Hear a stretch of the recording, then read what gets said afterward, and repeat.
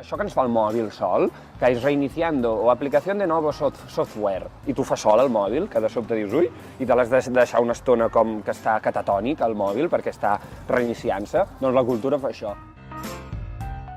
Jo crec que hi ha altres països o altres llocs del món on la cultura està molt més valorada. Des de dalt no arriba tot el suport i llavors ens hem d'organitzar des de baix. És la sensació que em dóna d'haver passat per aquí.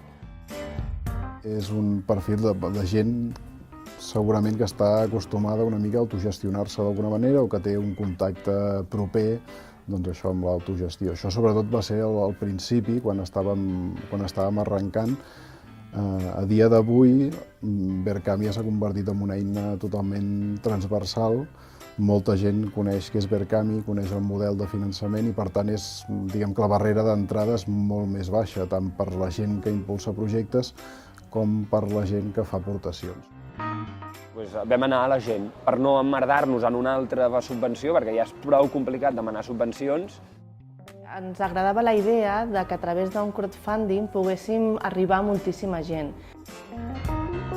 Ens ha portat més feina i ens ha portat doncs, allò que diuen la necessitat de l'ingenio.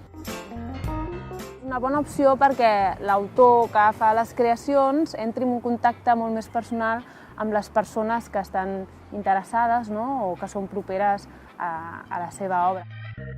Els mecenes, que per un primer moment van apostar per nosaltres, es van convertir finalment en subscriptors de la revista. Per una altra banda, vam aconseguir que una empresa que es diu Som Docents, que ofereixen cursos online per mestres, es convertissin en els nostres socis. Eines que et posin en contacte amb gent, que crec que és una plataforma molt bonica.